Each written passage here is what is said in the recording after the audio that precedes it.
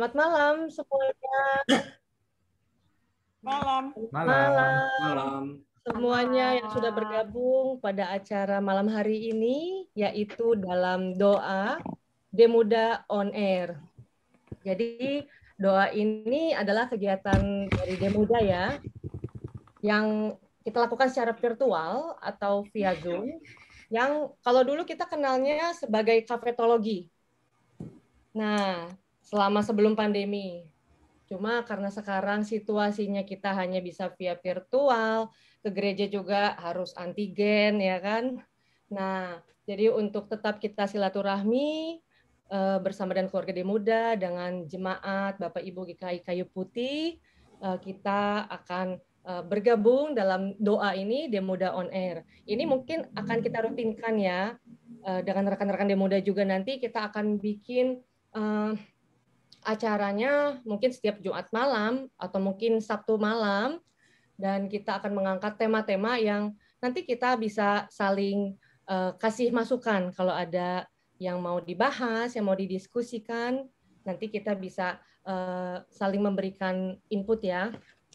Jadi sebelumnya kita mungkin aku akan undang dulu. Oh, sebelumnya gue perkenalan dulu. Aku ngomongnya gue, tapi ini Demuda banyak bapak-bapak dan ibu kelas atas. Aku nggak enak nih.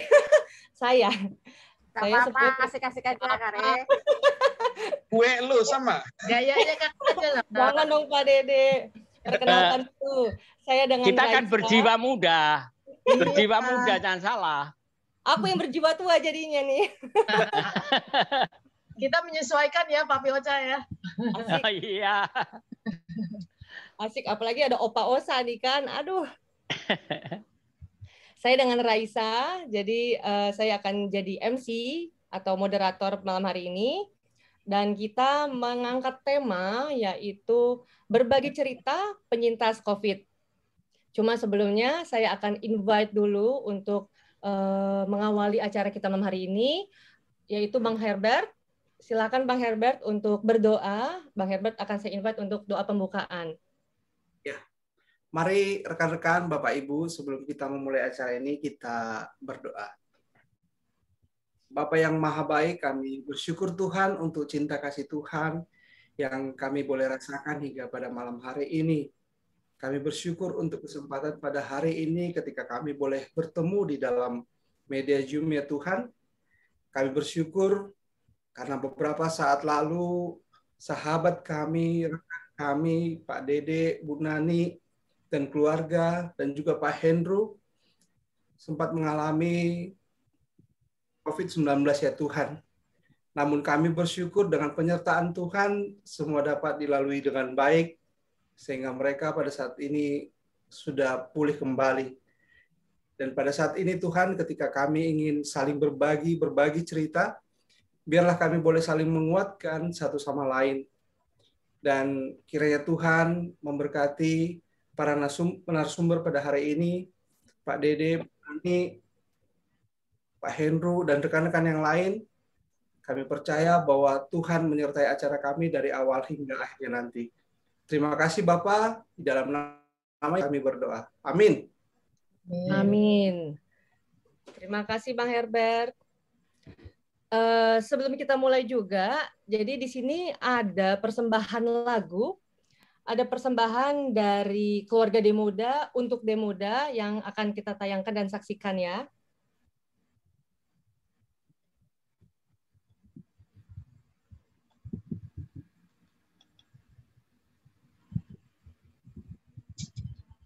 I'm gonna run to the river, dive in the river, swimming a river, river of love. I'm gonna run to the river, dive in the river, swimming in the river, river of love. I'm gonna say bye bye, bye bye. I'm going to the river. Jesus, you renew my heart, fill me up till overflow. And you give in a brand new start, wash me clean to all white as snow. Here I go, uh-oh.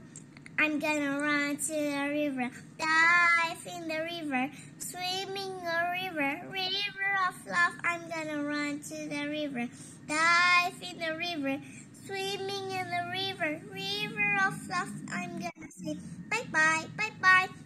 I'm going to the river. Jesus, you renew my heart, fill me up to overflow, and you give in a brand new start. Wash me clean to all white as snow. Here I go.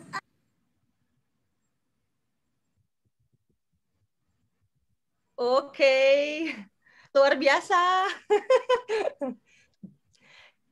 Itu adalah persembahan dari putrinya salah satu rekan Demuda, yaitu Vita dan Hermawan. Itu promosi SBI, Kak. Oh, promosi Anak Tesalonika SBI, ya? itu. Anak Tesalonika itu. Mungkin yang lain juga kalau misalnya ada anak-anak juga ya bisa kita eksploitasi. Oh, kok eksploitasi ya? Kita rekam. Nah, karena aku juga mau mengundang itu. Jadi nanti kan kita nih rencananya dari Demuda kita mau bikin ya sebenarnya acara seperti ini ya. Demuda on air atau kafetologi, visitasi. Nah, kalau misalnya dari rekan-rekan semua, dari jemaat di Kayu Putih, Bapak Ibu juga ada mungkin cucunya atau keponakan mau menyumbangkan lagu-lagu, boleh banget nanti bisa di-share ke kami. Nanti pada saat kita visitasi akan kita tampilkan. Kan itu kan apa ya, menyentuh juga ya, menyentuh sekali karena dari anak-anak. Dan thank you sekali lagi ya untuk Bro Hermawan dan Vita. Dan oke, kita akan lanjut lagi ke acara hari ini. Berbagi cerita penyintas COVID. Malam ini kita punya narasumber, kita mengundang sepasang suami istri. Dan boleh. Halo Pak Dede dan Bu Nani. Selamat malam. Mas Sutri korban COVID. Sebagai ini ya, ex ya, alumni. Alumni Ukrida sama Pak Hendru bareng. Dan satu lagi juga ada Pak Hendru. Selamat malam. Halo Pak Hendru. Halo. Jadi bagaimana sekarang keadaan sehari-hari? Sama aja atau ada yang berbeda, Pak? Sudah normal. Pak Hendru udah normal. Pak Hendru di kebun terus sih itu belakangnya. Iya. Pak Hendru itu lagi ini ya, lagi apa? Lagi panen anggur. Ya? Lagi spring tuh, Pak. Tukang kebun. Ini menarik banget ya. Saya pribadi sih, kalau saya memang bekerja di rumah sakit. Saya bukan tenaga medis, saya bukan dokter, tapi saya di rumah sakit. Jadi khususnya di pandemi ini, memang rumah sakit justru orang-orang pada WFH. Kalau saya WFH juga, tapi hanya hospital. Jadi work from hospital. Nggak pernah sama sekali kami from home, karena kami justru apa ya, overload ya, kami loadnya tinggi sekali. Nah jadi ya tahu-tahu saya juga diminta untuk menjadi moderator untuk tema ini menarik sekali. Mungkin saya akan undang dulu, siapa duluan? Pak Hendru? Iya. Cerita sedikit dong Pak. Apa waktu terkena COVID itu kapan Pak? Januari. Papanya si Gwenny loh ini. Januari kemarin. Papanya Gwenny yang Januari. jadi ini narasumber sama Pak Dede. Iya. Nah, lalu kita bertiga bareng-bareng. Jadi kalau saya mula-mulanya saya panas. Hari Senin tanggal 25 Januari. Panas badannya. Terus istri saya punya ini tes.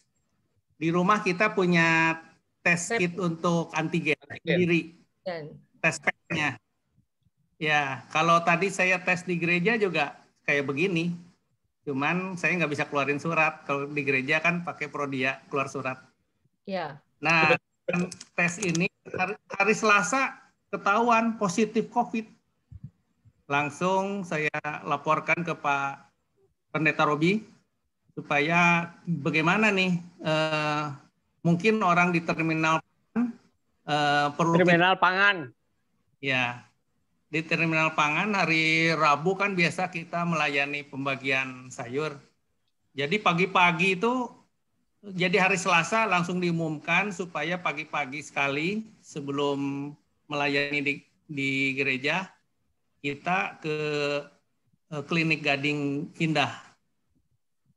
Di sana semua dites. Nah, tadinya Pak Dede sama Bu Nani nggak mau ikut karena sebelumnya juga udah nggak enak, udah panas, tapi gejalanya dibilangnya tipes ya Pak Dede ya?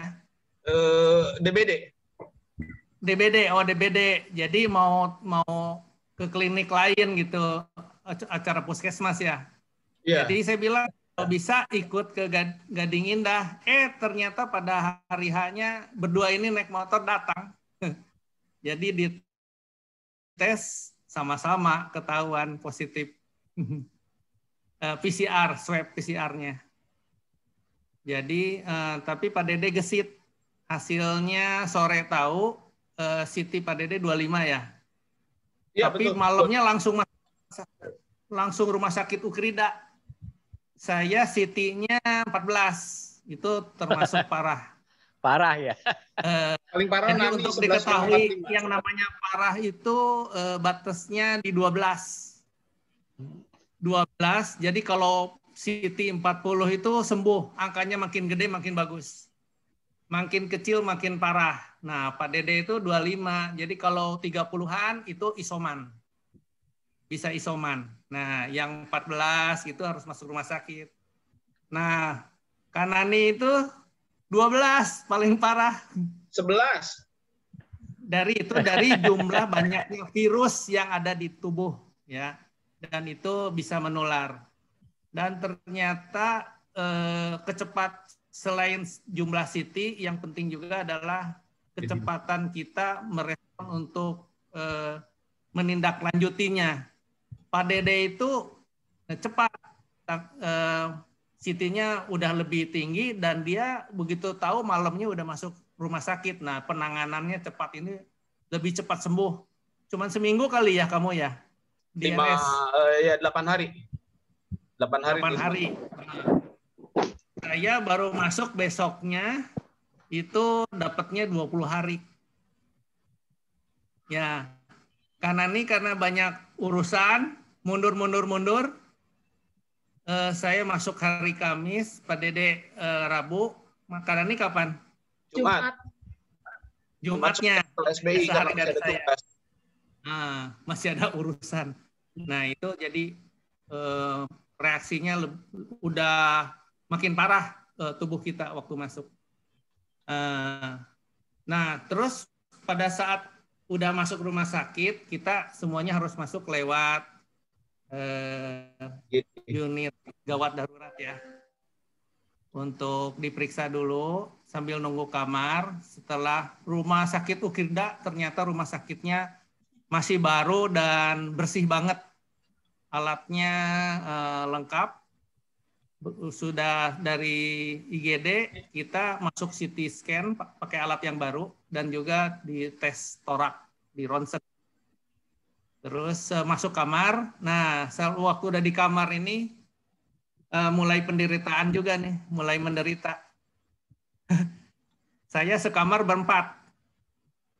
Di kamar itu ada di sebelah cukup parah, dia pakai alat yang bunyi terus tit 24 jam.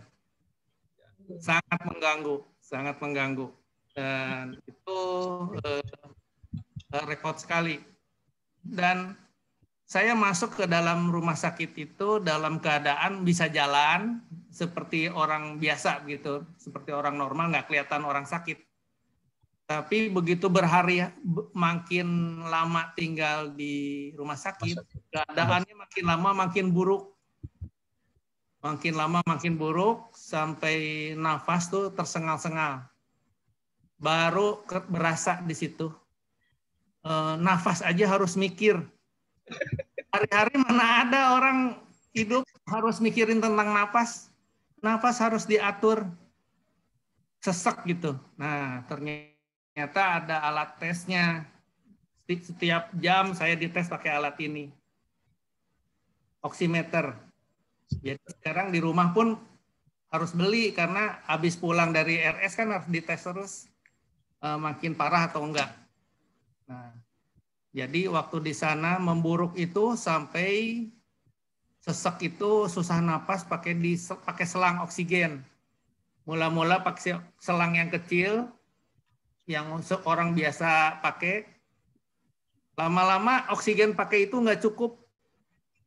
Nah, ditambah oksigen, dimaksimumkan setelannya nggak cukup, dikasih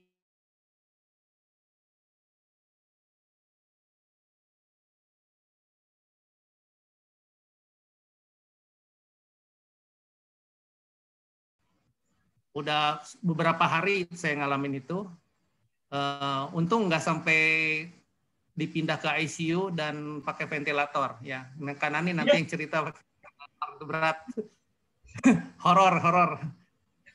Nah, saya enggak, tapi rasanya dalam perjuangan itu saya lemas sekali. Terus tidak ada keinginan untuk berkomunikasi. Akhirnya saya bilang saya tidak akan WA-an lagi. Saya putuskan saya mau berdiam diri saja, fokus merenung, kemudian saya berasa itu terkapar, tidak berdaya. Jadi saya coba beriman. Jadi iman adalah dasar dari segala sesuatu yang kita harapkan dan bukti dari segala sesuatu yang tidak kita lihat. Saya coba beriman. Waktu di sana ya tidak ingat-ingat namanya ayat alamatnya di mana gitu, enggak. Tapi coba mengingat-ingat, merenung, ya ingatlah waktu anak-anak sekolah ada nyanyi tentang pokok anggur yang benar gitu. Ya pikir-pikir seorang Hendro itu kok bisa sampai begitu, tidak bisa berdaya. Pendidikan, kekayaan, pengetahuan, pengalaman, umur, semua tidak ada gunanya. Pada saat itu semua prestasi apapun juga tidak ada gunanya. Dalam kesendirian kita tidak bisa dikunjungi orang, hanya bisa berdoa. Jadi saya benar-benar sudah menyerahkan diri pada Tuhan gitu. Jadi akulah, kata Tuhan itu kan, akulah pokok anggur dan kamulah rantingnya. Jadi saya tuh berpikir, oh harus nempel nih ke pokok itu kan. Jadi berdoa. Waktu berdoa pun ternyata saya pernah beberapa kali berdoa. Kan banyak sekali waktu untuk bisa berdoa. Tapi waktu berdoa bisa di tengah jalan hilang gitu. Seperti melamun. Tidak bisa sampai amin loh. Saya sampai ngalamin seperti itu. Berdoa pun susah. Jadi terus bernyanyi, terus. Nah itu berat sekali. Jadi COVID itu mengganggu kita waktu udah sesak tuh. Mengganggu konsentrasi. Pikiran macam-macam gitu. Saya sebelum berangkat itu kan dari rumah masih sehat. Jadi udah berpikir tuh di rumah sakit mau kerja. Bawa laptop, bawa pekerjaan, bawa KBCA gitu ya, bawa pekerjaan. Ceritanya mau ngisi waktu juga nanti bisa hiburan dari laptop itu, nonton Netflix lah atau apa gitu ya. Itu rencana. Staycation ya Pak. Iya, tapi dalam pelaksanaannya udah terkapar kayak gitu, boro-boro bisa melakukan aktivitas. Nafas saja susah. Kan targetnya harus bisa nafas. Kalau lupa nafas ya udahan kita. Nah, jadi begitu. Nah, jadi saya sampai berpikir, aduh kalau Tuhan bisa sembuhkan, saya sangat bersyukur gitu bisa melayani lagi. Tapi kalau enggak, ini perusahaan saya, ini urusannya bagaimana bisa menjalankan. Saya banyak hal yang saya harus ceritakan ke beberapa pihak supaya passwordnya saya harus kasih tahu. Jadi IBCA-nya saya kirim ke rumah. Jadi saya buru-buru beres-beresin gitu. Seperti siap-siap gitu. Kalau dipanggil ya masalahnya sudah berkurang gitu. Berpikirnya udah jelek begitu. Ya, tapi puji Tuhan setelah udah makin sesak, membaik. Harapannya saya sangat berharap sekali setelah dokter kunjungan bilang sebelum Imlek mau Sintiahan, oh kelihatannya bisa pulang gitu. Jadi 2 hari sebelumnya dokter bilang, wah 2 hari lagi bisa pulang kelihatannya. Pada saat Imlek saya malah dipasangin selang lagi. Jadi baru pulang seminggu kemudian. Jadi hampir 20 hari lah saya di rumah sakit baru pulang. Pasang selang karena parah lagi, sesak lagi, Pak. Jadi nggak jadi pulang karena makin parah lagi. Jadi up and down gitu ya. Sehari-hari itu begitu. Ya, jadi itu obat-obatan yang dimakan, yang diberikan oleh rumah sakit banyak. Belum lagi saya bersyukur banyak saudara ataupun teman-teman yang berbaik hati ngirimin macam-macam obat. Saya juga bingung minumnya. Ada Lianhua, ada Ivermectin kayak obat cacing gitu. Terus ada obat yang kayak obat kumur suruh diminum. Ada makanan-makanan sehat, ada banyak sekali lah, ada madu segala. Saya udah nyebutinnya udah susah. Banyak belum makanan gitu. Ngatur jadwal untuk makan obat dan minum susah. Terus disuntikin lagi. Dari awal lagi mulai makin berat itu, disuntik hampir tiap 2 jam di tempat infusan. Cairannya gitu. Ya, ada 2 cairan. Ada yang suntikan kecil, ada yang besar. Begitu dimasukin ke dalam saluran infus itu, perihnya luar biasa. Vitamin C itu. Nggak tahan. Di setengah jalan saya bilang, suster stop dulu. Saya udah nggak tahan sakit. Stop dulu, diem, nafas. Nah, udah siap, lanjut gitu. Terus, nah itu 2 jam. Awalnya 2 jam sekali. Sampai tidur pun terganggu karena jam 12 malam pun masih dibangunin disuntik. Nah, yang lagi agak parah disuntiknya malah bukan di saluran infus lagi, di perut disuntiknya supaya cepat. Ya, jadi itulah pengalaman. Jadi kalau bisa ini semua ngalamin seperti kami ini. Ngalamin kena COVID-19 ini sakit. Kalau Pak. Nggak mau, Pak. Jangan mau. Iya, ini pengalaman. Nah, cuman kita jadi ada pengalaman hidup bersama Tuhan juga. Ada iman kita jadi bangkit lagi dari kejadian kayak gini. Dan kalau udah kejadian kayak gini, Tuhan kasih kesempatan hidup lagi untuk melayani Dia, kita nggak berani nolak. Lebih maksimal ya Pak Hendro. Iya, lebih maksimal. Jadi hidup ini supaya lebih bermakna begitu. Iya, luar biasa. Pak Hendro, ya. Tadi total berapa lama di rumah sakit? 20 hari. Lama banget ya. Sudah 20 hari setelah pulang, saya timbang badan. Berat badannya ternyata dibandingkan waktu sebelum masuk, turunnya 5 kilo. Dan setelah berhari-hari, seminggu kemudian tinggal di rumah itu, turun lagi 2 kilo. Jadi saya turun 7 kilo. Padahal gejala yang dialami tiap pasien COVID ini ternyata berbeda-beda. Saya tidak mengalami kehilangan penciuman dan rasa. Tidak ada. Yang lain ada yang ngalamin, jadi sampaikan beberapa bulan sudah sembuh pun masih tidak bisa mencium dengan baik. Kalau saya tidak, cuman suara agak terganggu, cuman nafas saya nyerangnya hanya ke paru-paru. Jadi makan masih semangat, enak, bisa merasakan enak. Di rumah, jadi begitu masuk ke rumah makan ya apa yang suka dibeli gitu. Balas dendam. Lagi ya, Pak. Tapi sama dong, Pak. Sama. Tapi reaksi tubuh di saya nggak bisa mencerna. Jadi kalau makan pagi jam 7, jam 11 itu udah keluar.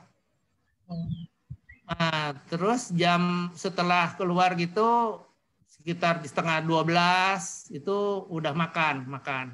Nanti sekitar jam 4, jam 5 udah keluar. Jadi apa yang dimasuk keluar lagi, masuk keluar lagi. Itulah yang menyebabkan saya turun terus, dalam seminggu turun 2 kilo. Padahal sehari-hari kita sudah diet pun mau turun 1-2 kilo ya susah. Iya. Susah. Saya nggak olahraga, makan banyak tapi timbangan tetap turun. Nah itu cukup cemas.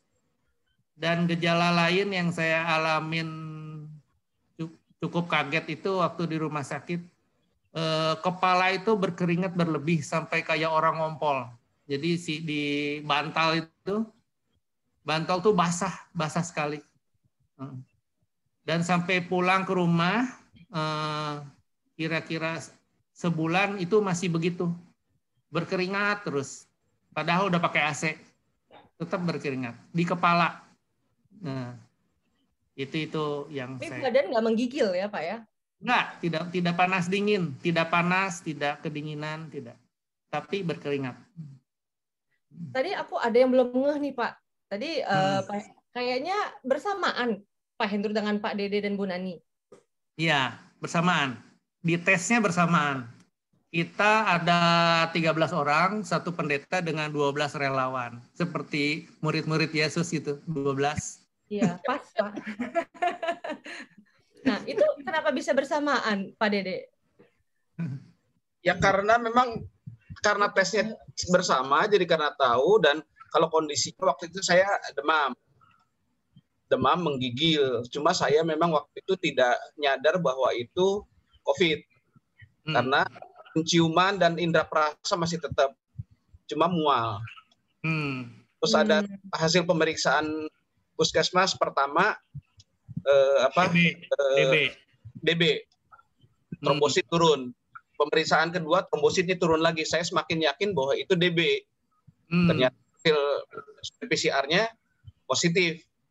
Nah, melihat kondisi kayak gitu saya langsung berangkat. Karena Pak Robi sudah menyuruh, udah kalau berangkat aja kan cepat. Takut nanti tambah parah gitu.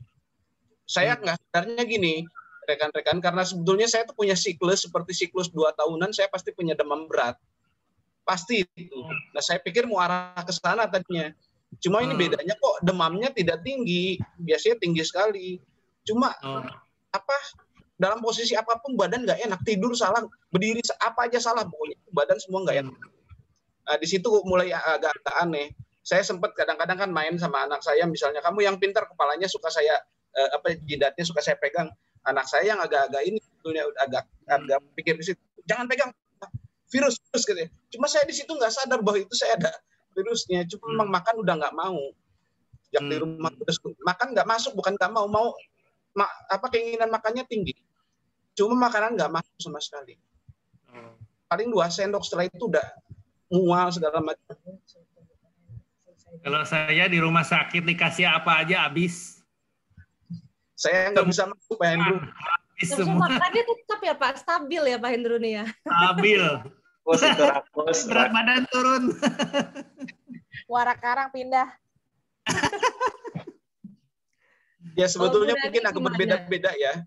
Nah, Bu Nani tadi yang city value-nya paling rendah, ya kan? 11 tadi katanya. Nah, 12. Bu Nani? 11,45. 12. Harusnya kalau nggak sekamar sama Pak Dede juga saya nggak kena. Itu karena ngurusin dia seminggu, ngurusin David, dan kita sekamar. Coba kalau bisa ranjang, nggak kena. Nggak boleh Kak, 2 sejoli tuh. Satu sakit, kau pun sakit. Gitu. Jadi saya selama seminggu saya di kamar terus, dia di kamar terus, karena saya kan ngerjain evaluasi anak SBI, stres juga ngerjain itu. Nah dia sakit, ya udah nular lah itu virus ke saya. Nah, ini pelajaran begitu ada gejala, saya kan nggak tahu itu COVID atau enggak, tapi saya langsung tiap ada gejala udah bilang, ini kita anggap aja COVID. Jadi saya dengan istri langsung suruh pisah gitu. Ini preventif, jadi saya aman, saya sendirian aja sekeluarga ini yang sakit, yang kena COVID. Nah, kalau yang Nani kan masih ngurus. Iya, nah jadi itu. kena, jadi sekeluarga lah kena. Ya, kita bertujuh semua satu keluarga yang kena. Bapak pendeta aja kita lupa misahin kita, Pak. Tapi COVID bisa memisahkan kita. Ya, betul sekali, Bu. Saya baru mau ngomong itu tadi. Tidak pernah bisa ranjang kecuali karena COVID. Ya, mungkin yang perlu diketahui untuk yang kasus Nani ini analisa ya. Saya nggak bisa komunikasi dengan pihak rumah sakit. Sebenarnya ada gangguan sedikit, maaf. Selama Nani dirawat di ICU, kan di ICU-nya aja 3 minggu lebih. Ventilatornya 2 minggu lebih. Nah, selama di rumah sakit itu kami kesulitan untuk konsultasi dengan dokter. Nah, kalau kami tanya via WA, jawabannya dari mesin yang keluar. Nah, sepertinya kalau saya baca dari beberapa literasi gitu, mungkin ini dia kena badai sitokin. Jadi kalau cerita singkatnya, badai sitokin itu kayaknya diproduksi oleh imun tubuh sendiri ya, yang berlebihan. Sepertinya seperti itu, tapi akhirnya dia menyerang organ tubuh kita sendiri. Kebetulan menurut analisa, istri saya itu imunnya sebetulnya kuat, cuma dia hiperaktif. Nah, karena dia hiperaktif, sebetulnya si virusnya udah dihabiskan sama dia. Sudah diselesaikan virusnya, cuma dia menyerang organ-organ tubuh sendiri. Nah, dia kena paru-paru. Paru-parunya yang diserang karena di situ virus nempel. Akhirnya terjadilah peretakan dari paru-parunya. Kemudian singkat cerita bahwa paru-paru itu dijelaskan karena retak masuklah udara ke dalam paru-paru. Terus dia mengalir di seluruh tubuh tapi berada di bawah kulit. Ini kesulitan. Emboli ya? Mungkin tapi istilah-istilahnya kurang paham tuh. Tapi dokter menjelaskannya waktu malam itu. Nah, dengan kondisi seperti itu, ini udara harus keluar, nggak boleh. Karena kalau masuk ke pembuluh darah, itu bisa langsung berhenti jantungnya. Nah, untuk mengatasinya itu, dia harus disayatin beberapa bagian tubuhnya, dan si udara badannya diurut-urut ke arah yang disayat itu agar udaranya keluar. Makanya di bagian beberapa lehernya ada yang bekas sayatan pisau operasi. Nah, karena si imunnya ini hiperaktif, dia kan harus dikendalikan agar tidak menyerang terus. Dilemahkan lah artinya. Untuk melemahkannya ini harus dengan proses yang disebut terapi Actamre. Jadi Actamre itu kalau setelah saya baca-baca dan saya dapat informasi dari rekan yang dokter, itu dipakai di beberapa negara termasuk di Tiongkok untuk mengatasi COVID. Sebetulnya Actamre sendiri bukan obat COVID. Makanya dia tidak di-cover oleh Kemenkes. Itu tuh obat untuk anti peradangan kalau nggak salah. Tapi di beberapa negara sudah dipakai dan tingkat keberhasilannya 95%. Masalahnya waktu itu adalah obat ini tidak ada di apotek dan tidak ada di rumah sakit, tidak boleh di stok. Jadi kalau ada pasien yang membutuhkan ini, kata rumah sakitnya, dia harus lapor dulu ke Kemenkes, nanti disupervisi oleh Kemenkes, bahwa ini mungkin kalau benar ada pasien yang membutuhkan ini, dia kasih rekomendasi untuk order ke distributor. Nah, distributor setelah order langsung dikirim, tapi obat ini harus diracik dulu atau di mana kan nggak tahu, baru dikirim. Nah, cuma waktu itu bersyukur juga bahwa proses ini akhirnya tidak jadi dilakukan karena kondisinya semakin membaik. Itu yang saat-saat kritisnya di situ yang saya tadi sempat bilang di awal sebelum acara dimulai bahwa kami kesulitan konsultasi dengan dokter. Akhirnya saya harus gimana nih? Saya kan ingin tahu juga kondisinya. Nggak bisa, apalagi dokter kalau telepon itu malam jam 11, jam 12, didahului dengan permintaan maaf. Selamat malam Pak, saya dari ICU, mohon maaf. Kondisi Ibu Liani saya langsung tek, wah udah selesai nih saya pikir. Hampir berapa malam begitu terus. Aduh, saya pikir saya harus gimana ini. Ini itu situasi yang paling apa ya bagi saya pribadi, karena waktu itu saya sendirian di rumah setelah pulang dari rumah sakit. Ini kondisi yang sangat tidak enak lah. Kondisi seperti ini. Beberapa hari kemudian ada lagi kasus kejadian bahwa ternyata Nani harus melalui proses tracheostomi. Dibikin lubang pernafasan di leher bagian depan karena saluran nafas terganggu. Ada beberapa selang yang masuk sonde segala macam masuk ke situ sehingga mengganggu pernafasan ya. Ditambah ada slam di situ, jadi sangat mengganggu. Itu saya dikabarin, masih ingat hari Kamis, tapi kenapa saya juga nggak tahu. Dokter bilang ini proses tindakannya akan dilakukan kurang lebih hari Sabtu, dia bilang. Saya pikir kan, kalau memang itu berbahaya, kenapa nggak urgent langsung dilaksanakan gitu. Tapi dia harus nunggu hari Sabtu, saya nggak tahu alasannya, karena saya udah nggak bisa pikir apa-apa, konsultasi susah. Itu pun saya dapat informasi dia harus dilakukan tracheostomi itu dari kakak saya. Karena saya banyak mendelegasikan kakak saya, karena saya kondisi masih belum fit, nggak bisa benar-benar gitu. Tapi ya kembali, ya bersyukur saya bahwa itu juga tidak jadi dilakukan. Bisa terlewati. Dulu deh itu Nani itu kan kena ventilator terus pakai sonde, kan orang-orang nggak ngerti. Oh iya. Silakan Bu Nani, gimana sih kemarin pengalamannya? Iya, jadi sebenarnya pengalaman iman saya itu sebenarnya ada di suami, di dede, ada di saudara-saudara, dan ada di teman-teman yang sangat mengikuti kondisi saya saat itu. Itu pengalaman iman orang-orang yang mengikuti kondisi saya, karena saya sendiri nggak tahu dalam keadaan nggak sadar. Nah, saya sih merasa saya hanya ingatnya sebelum pasang ventilator sama setelah keluar ICU saya baru keluar ICU setelah sadar deh, itu yang saya bisa ingat gitu kan. Nah, jadi saya merasa kenapa saya bisa sampai turun begitu, memang saya saat itu ngurusin Dede sama lagi ngerjain evaluasi anak SBI ya. Nah, kayak seperti rapot akhir mereka lah gitu, seperti itu. Nah, akhirnya dapat info dari Terpang, seperti yang tadi Pak Hendro udah ceritakan, kita disuruh swab bareng sama Pak Robi. Akhirnya, ya itu hasil saya paling rendah, dan saya bukan nggak mau ke rumah sakit sebenarnya. Jadi di rumah pun ada kakak saya yang udah lansia, dan udah dari udah seminggu itu kakak saya itu selalu tiba-tiba jatuh gitu loh, dan dia nggak bisa bangun lagi, jadi harus ditolong, bangun pun harus ditolong.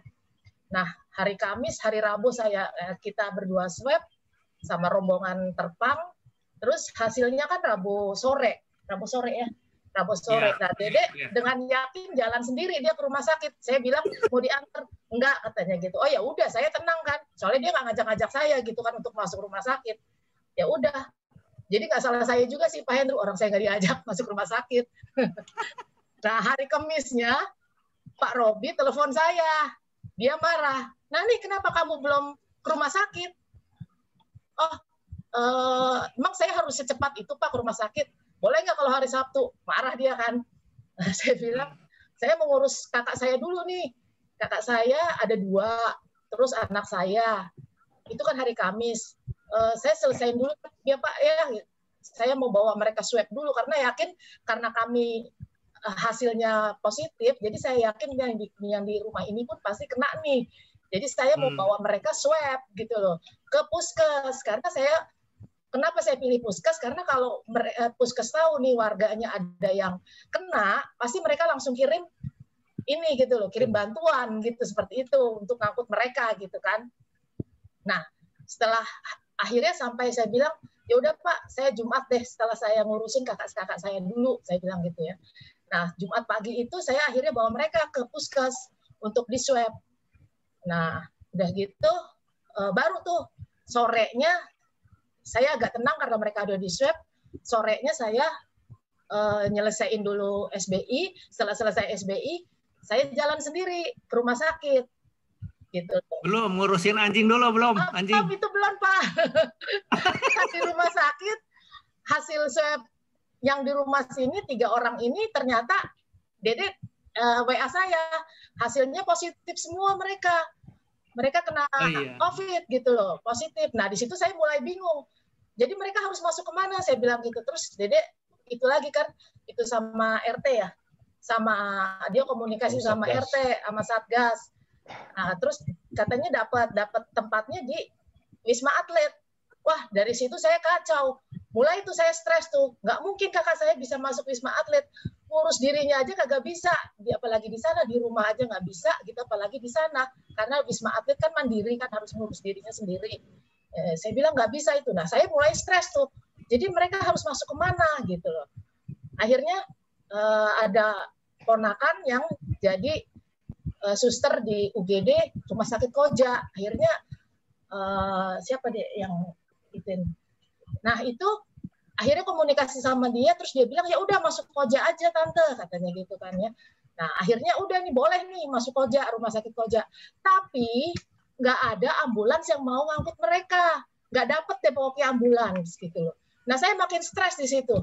Sampai itu kejadiannya Jumat, Sabtu ketahuan mereka positif, sampai Minggu sore mereka nggak dapat ambulans, sampai Minggu Senin dini hari ya baru ada ambulans yang ngangkut mereka. Itu pun minta pertolongan oleh anak saya Denis dipandu sama ponakan yang di rumah sakit Koja itu dipandu untuk telepon atau WA ke direktur Rumah Sakit Koja minta bantuan ambulan gitu. Nah akhirnya Rumah Sakit Koja Pak direkturnya ini ke Rumah Sakit Polri yang ada di Kramat Jati. Jadi akhirnya dikirim deh tuh jam 1-an lah ambulan itu datang ke rumah untuk mengangkut mereka bertiga. Karena kakak saya itu kan dia tetap aja walaupun udah kurus berat gitu, nggak bisa tuh Denis sama kakak saya yang satu lagi ngangkat kakak saya yang udah lansia itu, dan tetangga itu nggak ada yang berani deket ke sini gitu loh.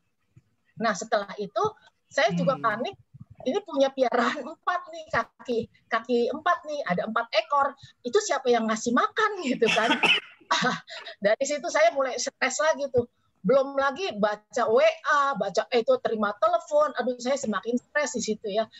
Akhirnya ada kabar, lumayan lah ya kabar itu, katanya udah nih ada yang mau ngurusin kalau anjing. Tadi saya udah tanya-tanya tempat penitipan anjing di mana, per hari itu 140.000 per ekor. Wah kalau nanti saya ambil mereka bisa habis berapa juta saya juga ya. Kan bikin stres ya, mahal gitu loh. Nah akhirnya setelah mereka diangkut ke rumah sakit dan berita udah ada yang ngurus guguk ini ya, anjing ini udah ada yang ngurus, saya udah mulai tenang. Tapi mungkin ternyata stresnya udah masuk kan gitu kan. Nah di situ saya nggak bisa makan, nggak bisa mandi pun sampai kagak bisa karena airnya dingin banget, dingin sekali gitu kan. Terus pokoknya makan itu nggak bisa, saya hanya bisa minum. Dikirim makanan pun saya lemparin lagi ke ruangannya Dede gitu kan ya, karena saya udah nggak bisa makan di situ. Ya mungkin semakin hari semakin saturasi saya semakin menurun gitu, sampai akhirnya dokter bawa saya ke itu harus di ventilator. Nah tapi saat itu saya masih sadar gitu loh, karena waktu di UGD saya juga tanda tanganin 5 lembar untuk tahap-tahap yang akan saya jalani nanti, termasuk ventilator gitu loh. Nah setelah itu malam keberapa itu saya udah jalan juga, saya udah sempoyongan. Akhirnya saya dibawa ke tempat, nggak tahu deh itu namanya apa, tapi di situ saya dikasih tahu ibu akan di ventilator. Oke dok, saya di ventilator, tapi besok saya bangun nggak ya dok? Saya bilang gitu, saya masih tanya begitu. Dokter sambil nyaut, bangunlah Bu, katanya gitu. Oh oke, gitu kan ya. Terus sampai akhirnya saya dimasukin oksigen murni atau apalah sampai 2 masuk ke hidung terus sama yang masker juga. Dan itu sangat menyakitkan gitu loh. Sakit sekali dimasukin apa namanya oksigen murni itu sampai 2 tempat. Bukan 2 tempat ya. Masuk yang ke selang sama yang kayak masker gitu. Dan itu sungguh sakit sekali. Nah, saya aja masih sadar waktu mereka mau buka kaos saya, Bu, kaosnya digunting ya. Saya masih bilang, kalau bisa janganlah, gitu. Tetap nawar saya tuh, kalau bisa janganlah. Nah, akhirnya mereka udah. Sampai saya waktu dimasukin oksigen itu tuh yang kenceng banget gitu ya. Saya masih berusaha untuk agak sedikit nakal lah ya, karena memang sakit banget gitu ya, agak digeser-geser dikit. Dan mereka tahu, marah kan ya, Ibu mau sembuh apa enggak? Ya, iya, saya mau sembuh. Tapi akhirnya saya juga nggak sadar sampai dimasukin ventilator, ya seterusnya itu 2 minggu lebih lah saya nggak sadar. Nah itu, pas saya bangun, saya sadar lagi, cuma saya tahu ada dokter yang deketin saya dan bilang, Ibu hebat, Ibu luar biasa, katanya gitu kan ya. Tapi saya juga karena masih sadarnya juga masih belum sadar full, saya cuma berpikir hebat untuk apa, luar biasa kenapa gitu kan. Nah, nggak taunya kan akhirnya saya tahu kalau saya berada di ruang ICU gitu loh. Jadi saya nggak langsung dipindah.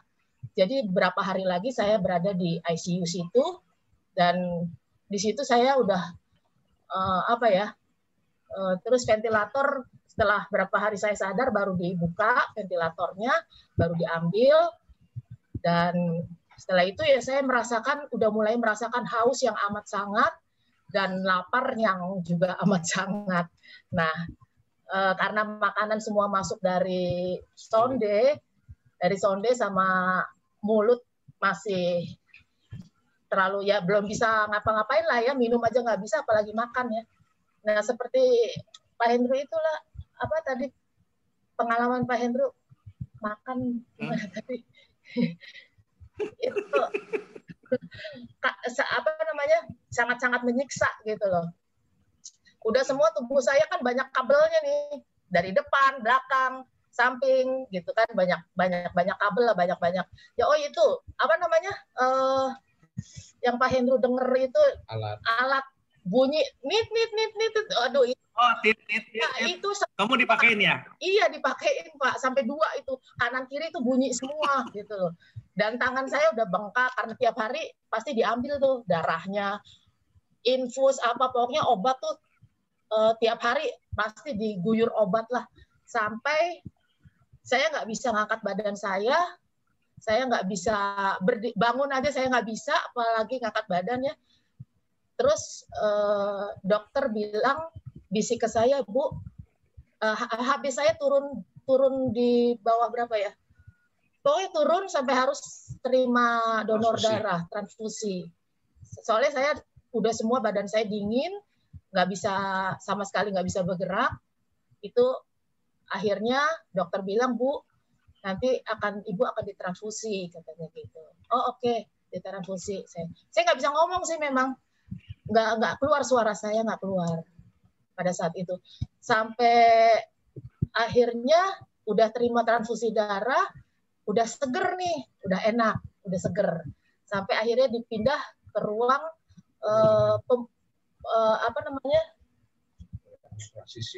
Iya, ruang sebelum masuk kamar tuh mereka punya ruang lagi, ruang isolasi ya kalau nggak salah ya, ruang apalah gitu kan. Nah di situ mulai itu saya nggak bisa tidur. Sama sekali nggak bisa tidur. Oh ya, seperti Pak Hendro tadi yang cerita, setiap kali makan keluar, itu benar Pak. Jadi makanan itu nggak ada yang masuk, apalagi saya cuma dikasihnya cairan, susu, seperti itu. Dan itu susu dan obat. Dan setiap kali masuk susu dan obat, dan jam itu pula, bukan jam ya, menit itu pula langsung keluar lagi. Gitu. Dan itu terjadi selama di rumah sakit ini, Ukrida. Itu setiap hari, makanya mungkin badan saya nggak nyerap makanan ya, karena setiap kali dimasukin itu, baru juga selesai dimasukin, baru saya BAB gitu ya, baru put, terus sama mereka dimasukin makanan, mereka belum keluar, saya sudah keluar lagi BAB-nya. Seperti itu.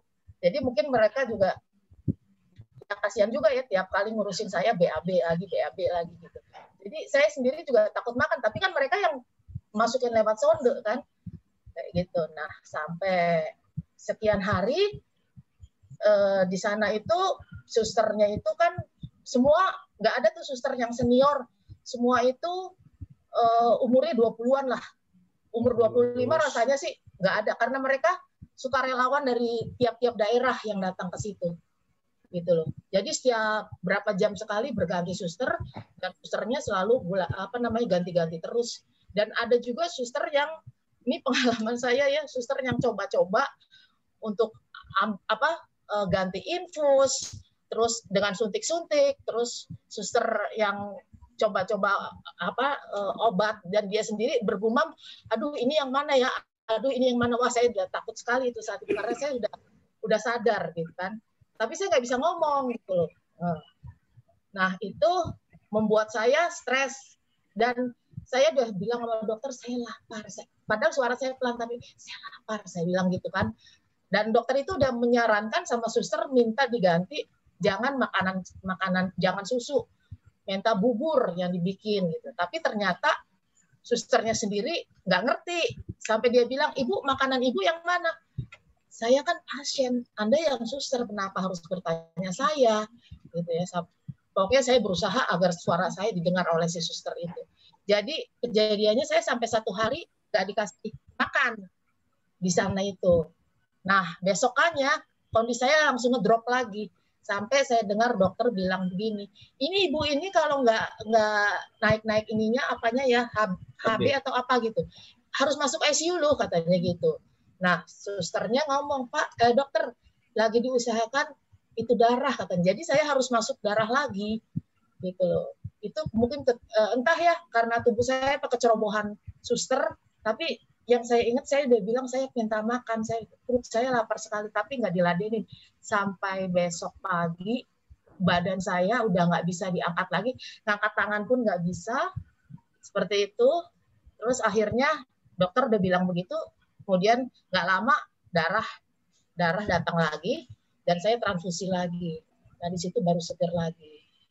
Nah itu saya masuk rumah sakit 28 Januari. Akhirnya saya dinyatakan negatif. 28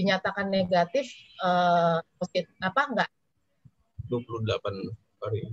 Itu saya juga kaget ya waktu keluar dari ICU, saya tanya sama suster berapa hari di ruang perawatan, saya tanya, sus emang sekarang hari apa, bulan apa? Saya masih bisa tanya tuh. Waktu dia bilang bulan Februari Bu, tanggal berapa gitu ya? Tanggal berapa ya? Udah di atas 28 apa tanggal 28 Februari. Saya kaget, hah? Udah tanggal 28 Februari, kemana aja saya selama itu ya? Saya bilang gitu. Jadi saya juga kehilangan waktu. Seperti ada di dimensi lain gitu ya Bu. Nah, itu kalau dimensi lainnya di bawah nggak sadarnya saya sih punya pengalaman. Jadi selama saya sadar, selama saya di Ukrida kan saya nggak bisa ketemu dengan siapa-siapa, hanya muka yang ditutupin face shield sama baju putih, hanya seperti itu. Gitu. Jadi saya nggak bisa ngelihat tuh dokter seperti apa, suster seperti apa gitu. Jadi mukanya sama semua. Seperti itu. Nah, di alam bawah sadar saya itu, jadi saya cuma ingat yang pengalaman saya di bawah alam sadar. Jadi pada saat saya udah pasang ventilator, saya tuh ingatnya dibangunin sama dokter, terus dokter bilang, Bu, Ibu besok udah bisa pulang nih, ventilatornya udah bisa dicabut Bu, katanya gitu. Nah, saya seneng dong. Jadi besok saya bisa pulang ya dok ya? Iya katanya. Oh iya, makasih dok. Gitu. Saya sih saat itu nggak tahu kalau itu alam bawah sadar ya gitu. Saya pikir sampai saya sempat saya WA-an sama Kak Uli sama Kak Lina, apa saya ini udah gila, apa saya ini orang halu ya, saya bilang gitu sama mereka.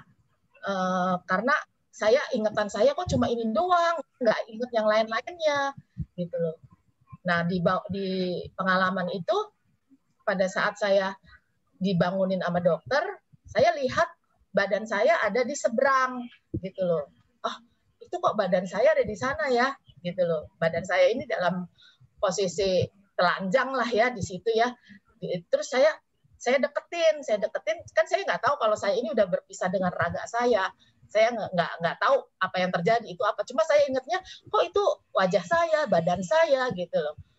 Nah akhirnya waktu saya mendekati itu badan saya ada di bawah, tapi saya bisa lihatnya dari atas badan saya itu gitu loh. Saya lihat badan saya itu ada di bawah saya. Nah pada saat saya mendekatin itu nggak bisa. Terus saya naik terus, saya seperti melayang terus. Pada saat saya melayang, tiba-tiba ada tangan yang narik saya gitu loh. Tangan itu narik saya dan diambil kayak ya rohnya kali ya, roh saya ya diambil. Saat saya melihat badan saya ke bawah, saya berpikir begini, wah kenapa itu kok badan saya ada di situ? Terus dipegang-pegang pula gitu. Di situ kan ada perawat laki, ada perawat perempuan ya. Saya cuma lihat tuh ada perawat lelaki yang pegang-pegang badan saya. Terus di otak saya itu, wah ini pelecehan seksual nih gitu loh. Saya mesti laporin nih, saya bilang gitu ya. Padahal saya juga nggak ngerti kalau badan saya udah terpisah ya dengan roh dan raga saya sudah terpisah gitu loh. Nah di saat saya berpikir ini harus dilaporin karena pelecehan seksual. Nah itu saya merasa ada yang narik roh saya, tangan itu menarik saya dan kemudian sepertinya dilempar ke suatu tempat, gitu, dilempar suatu ke tempat dan ada yang nangkep lagi. Nah itu yang nangkep itu saya melihat wajah di situ pendeta Nathan yang nangkep badan saya, gitu loh, ditangkep badan saya. Terus yang dilakukan Pak Nathan itu adalah dia mau mengeluarkan darah dari tubuh saya, jadi seperti tusuk jarum. Nah, dan saya melihat sekeliling saya saat itu, saya melihat orang-orang kayu putih yang ada yang ada di kerumunan itu gitu loh.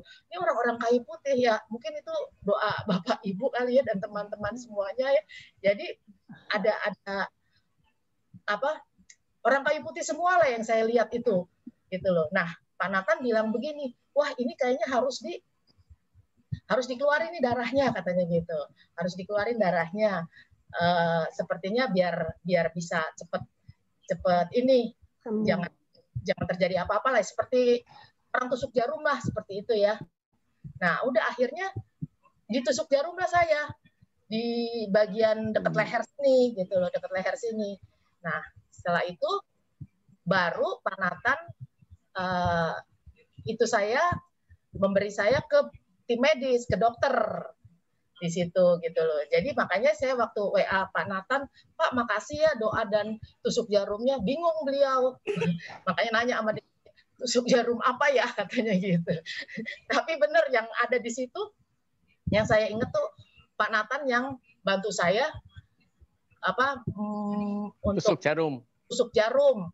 Tapi ternyata memang ada sayatan kan di situ, saya ada memang seperti dikeluarin kan, dan ada sayatan lah, dikeluarin darahnya gitu kan. Nah udah di situ baru tuh ditanganin tim medis yang lainnya, dan itu ada lagi tuh wajah-wajah orang kayu putih seperti Kak Miske, Kak Denny gitu kan ya, terus banyak lah ya, Kak Jerry gitu. Itu ada tuh di rekam otak saya, makanya saya bilang ini saya kok ini banget ya, nempel banget ya semua kejadian di alam bawah sadar saya itu, saya merasa seperti orang gila gitu loh.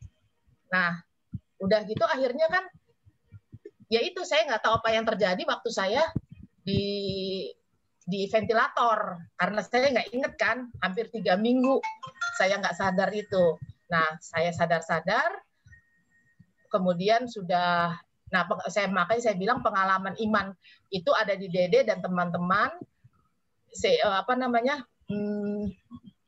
yang mereka takut kehilangan saya gitu kan. Sungguh ini. Nah, saya sih setelah saya pengalaman iman saya, setelah saya tahu saya ada suster satu yang bercerita sama saya tentang dia yang mengeluarkan angin dari tubuh saya. Kebetulan suster itu pada saat saya sudah ada di kamar, dia yang yang yang merawat saya gitu loh. Dan dia cerita, Ibu waktu Ibu di ICU kan saya yang itu Bu, katanya yang bantu Ibu ngeluarin itu lewat di sini Bu, lewat sayatan ini katanya gitu. Oh gitu ya. Nah itu akhirnya saya dapat cerita seperti itu gitu loh. Sampai akhirnya Dede disuruh cari rumah sakit ya. Untuk saya ternyata kalau sudah COVID-nya sudah negatif, saya nggak boleh di Ukrida terus, harus pindah cari rumah sakit yang non COVID katanya gitu. Nah sampai saya akhirnya dapat di rumah sakit Koja lagi, kebetulan dapat rumah sakit karena udah bingung Dede nggak tahu ke rumah sakit mana, akhirnya dapetin Koja lagi dan saya dibawa ke Koja. Itu pun saya belum bisa bicara belum bisa bangun aja juga belum bisa. Jadi selama di Koja itu ya saya memperbaiki gizi, memperbaiki gizi, tapi makan pun sebenarnya nggak enak juga kan, namanya di rumah sakit gitu kan. Sampai di Koja itu 3 minggu di Koja dan saya stres lagi karena nggak bisa tidur, sama sekali nggak bisa tidur. Terus udah gitu sampai akhirnya dokter jantung, dokter paru, dokter internis, akhirnya dipanggil dokter psikiater gitu loh, disuruh bantu saya. Dia dikasih obat tidur, nggak mempan juga tuh obat tidur ya, kayak tadi ceritanya Pak Hendro. Jam 12, jam 11 dibangunin, perlu minum obat. Siapa yang bisa tidur lagi setelah itu? Nah sama aja sih sebetulnya. Nah itu kejadiannya. Tapi kalau di kota kan harus ditemani oleh satu orang keluarga gitu loh. Kalau di Koja nggak bisa tuh dokter suster menolong kita, membantu kita setiap saat tuh nggak. Jadi harus ditemani gitu loh. Nah di situ akhirnya saya udah nggak kuat lagi. Saya bilang saya minta pulang. Dokter psikiater pun mendukung. Ya udah ibu pulang aja supaya kondisi ibu lebih baik lagi, seperti itu. Iya, biasa Nani. Nah, belajar jalan, keluar dari Koja itu saya belum bisa diri, belum bisa jalan. Diangkat sih sama Dede gitu kan ya, diangkat, dibawa pulang. Akhirnya di rumah baru bisa belajar jalan, baru bisa belajar diri. Sekarang pun jalan saya masih ngos-ngosan, nafas saya masih sesak karena memang mesti dibantu oksigen, tapi oksigen saya nggak mau tergantung sama oksigen, jadi saya harus bisa sendiri gitu loh. Dan ini sekarang memang nafas saya masih sesak, masih berat gitu loh. Seperti itulah. Jadi ini pengalaman saya. Kemampuan fisiologis dasarnya belajar lagi ya, justru hilang semuanya hilang. Karena ototnya hilang semua, berat badannya turunnya 27 kg. Wah, luar biasa. Jadi otot nggak ada isinya semua sehingga dia keseimbangannya pun jadi nggak ada. Betul. Karena nggak mampu menopang tubuhnya sendiri. Jadi harus dilatih lagi. Tapi ototnya harus diisi dulu kan. Ini yang berat. Karena makan juga belum bisa full sekarang, masih belum seperti biasa. Dari 78 saya 50 kilo. Wah, jauh sekali, berarti ada 28. Makanya nggak ada tenaga saya untuk berdiri, berjalan, nggak ada tenaga. Iya Bu Nani. 8 kilo saya kehilangan berat badan. Ya. Ya, saya ingin tambahkan sedikit mungkin gini ya. Yang saya alami itu waktu saat di rumah sakit, itu kadang-kadang badan bisa menggigil, tapi kadang-kadang nggak hilang menggigilnya. Sebetulnya waktu saya sudah diizinkan pulang, dokter bilang kan pagi-pagi, Pak Dede boleh pulang ya, katanya udah pulih. Oke, ditanya masih demam enggak, ini enggak. Tapi ngedadak jam 3 sore itu saya menggigil lagi. Aduh saya bilang, tapi saya ada beban pikiran yang lain ya, karena saat itu anak dan ipar saya 2 dirawat di Koja. Ini di rumah ada yang harus saya urusin juga. Terus istri saya masih ventilator di rumah sakit. Jadi saya mikir saya pulang aja deh, nggak apa-apa. Pas saat mau pulang tuh badan masih menggigil, tapi dokter tanya, saya agak sedikit membohong sebetulnya waktu itu. Gimana Pak, sehat Pak? Sehat, saya bilang. Diizinkan pulang. Nyampe rumah ternyata saya ambruk lagi. Begitu sampai rumah, karena nggak bisa tidur, badan menggigil lagi. Untungnya saya WA ke kakak saya yang kebetulan pernah COVID juga. Dia bilang, oh itu masa-masa setelah COVID, pas COVID pasti begitu gitu. Jadi saya agak tenang. Cuma saya udah siap-siap sebetulnya mau berangkat lagi ke rumah sakit lagi, balik lagi. Karena agak riskan juga saya pikir. Udah packing tas segala macam. Untungnya hujan lebat turun, jadi saya batal sampai besok paginya saya karena nggak bisa tidur sebetulnya. COVID ini yang ganggu juga nggak bisa tidur, bisa tiba-tiba menggigil. Saya tanpa demam tinggi loh. Nggak tahu kenapa bisa seperti itu ya. Tapi ya emang mungkin jahatnya dia begitu mungkin. Ya, luar biasa sekali pengalaman. Ini karena COVID ini mendapatkan pengalaman spiritualnya luar biasa loh. Bu Nani, Pak Hendro, Pak Dede. Saya sebetulnya sudah berpikir waktu itu memang sudah habis semuanya, dalam pengertian ya memang kematian sudah diambang pintu. Nah, saya ini sebelum kita maju nih ya ke sesi selanjutnya ya. Kita juga ada keterbatasan durasi. Tapi sebelum kita maju, aku punya pertanyaan nih. Orang ngedengar COVID itu tuh bahkan sebagian kan cuma mendengar doang kan, gila COVID.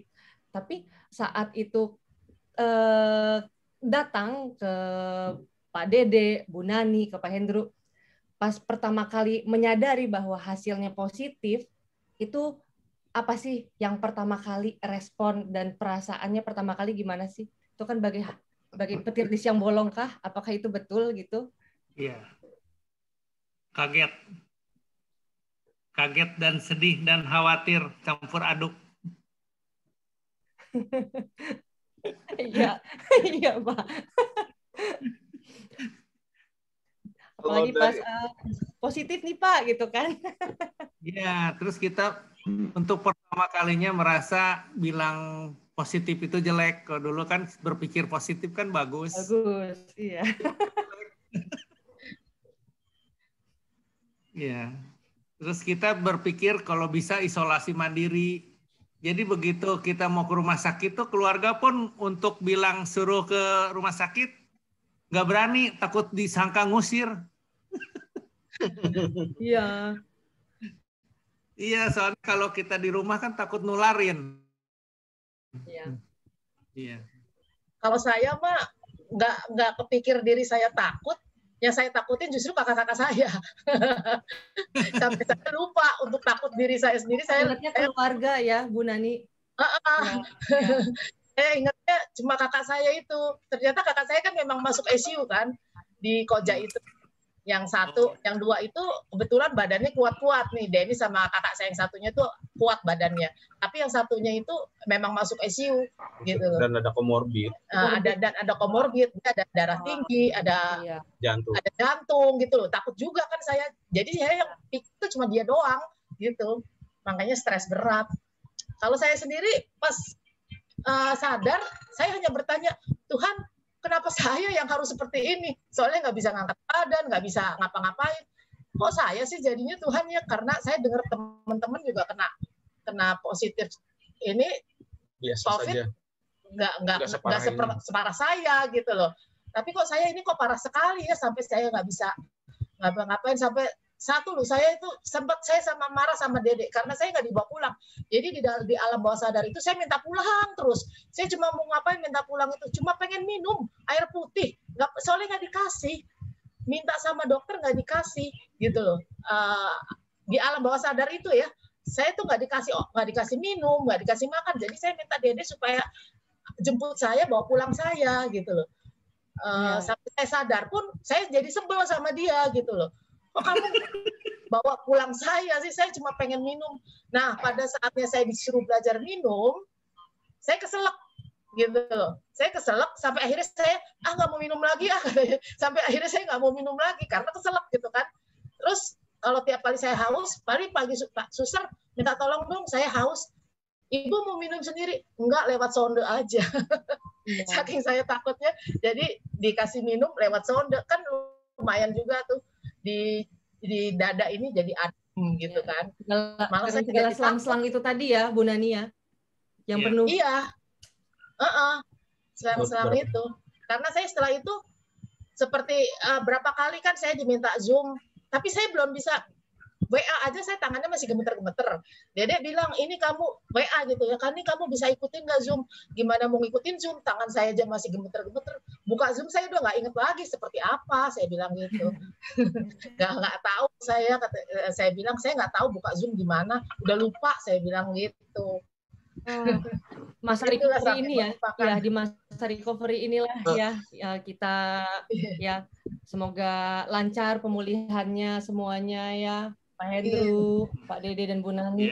Kita juga hal yang penting yang ingin saya bagikan dulu ini terkait ventilator. Jadi saya mengingatkan kita mungkin banyak mendengar ya orang dengan COVID dan dipasang ventilator tidak terselamatkan. Jadi mungkin kebetulan ponakan yang di Koja itu kasih info ke saya dulu lagi saudara ada yang meninggal pakai ventilator tapi bukan COVID ya. Dia bilang kalau orang sudah dipasang ventilator itu 50%. 50-50 lah tingkat keselamatannya. Nah, saya kasih tip. Sebetulnya gini katanya kalau ventilator sebetulnya yang benar sebelum jantungnya itu melemah itu ventilator sudah harus buru-buru dimasukkan. Jadi jangan nunggu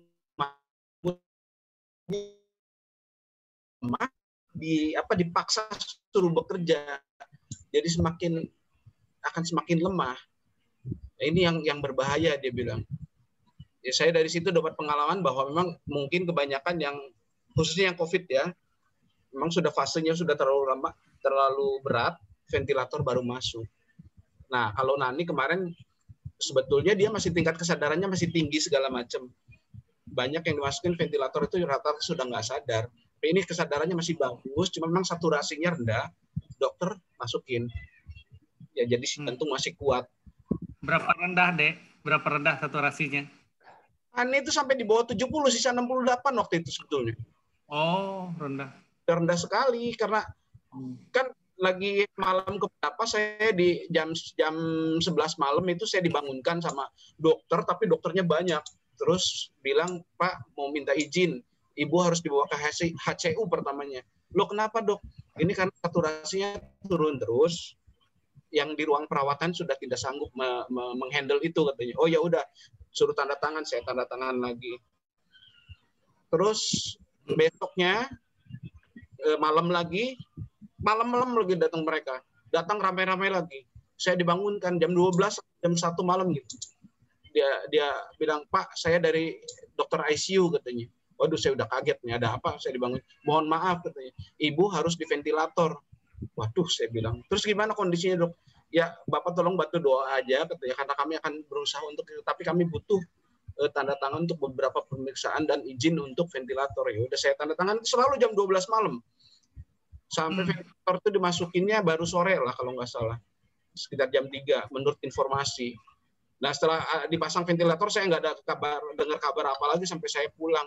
Baru pihak ICU kadang-kadang kalau setelah saya di rumah itu kabarin bahwa ini mau minta izin ini, minta izin itu, ibu dalam kondisi ini, kondisi itu seperti itu. Tapi kalau saya mau konsultasi sendiri susah.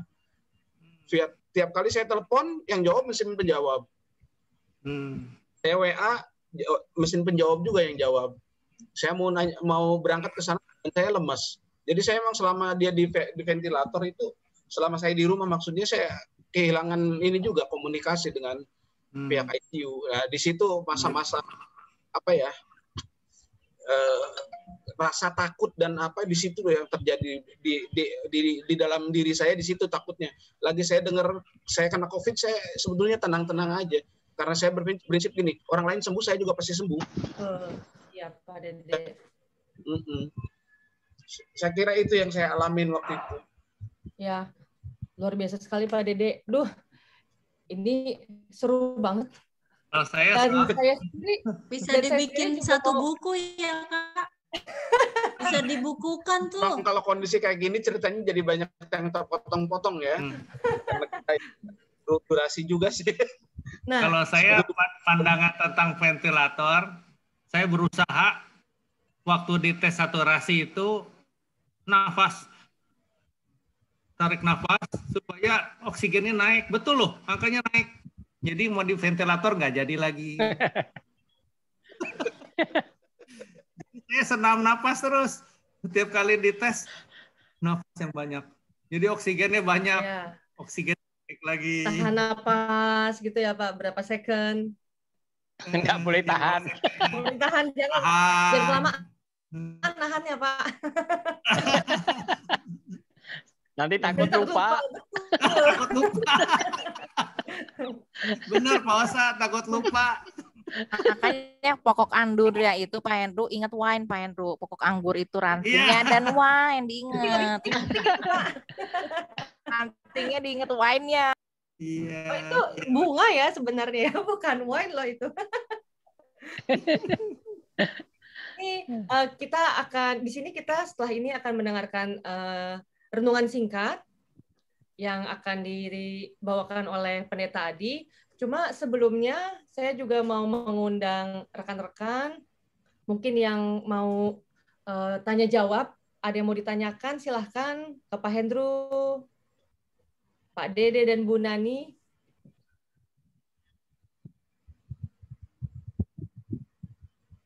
Sesi Q&A ini ya. Jadi kalau ada yang atau mungkin, nah di sini kan kita memang mengundang malam ini Pak Dede, Pak Hendro, Bu Nani ini sebagai narasumber ya untuk berbagi cerita penyintas tadi. Hanya kalau misalnya dari rekan-rekan dan partisipan, ini partisipannya banyak loh, ada 1.000. Enggak, bukan. One day ya nanti 1.000.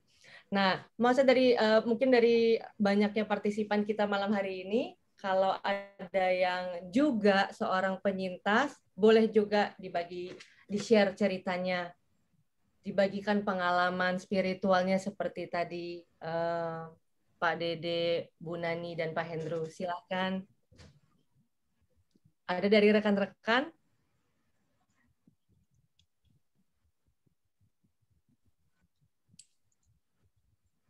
Oh, sunyi nih. Ya. Kita terlalu ini Kak, kita terlalu amazed.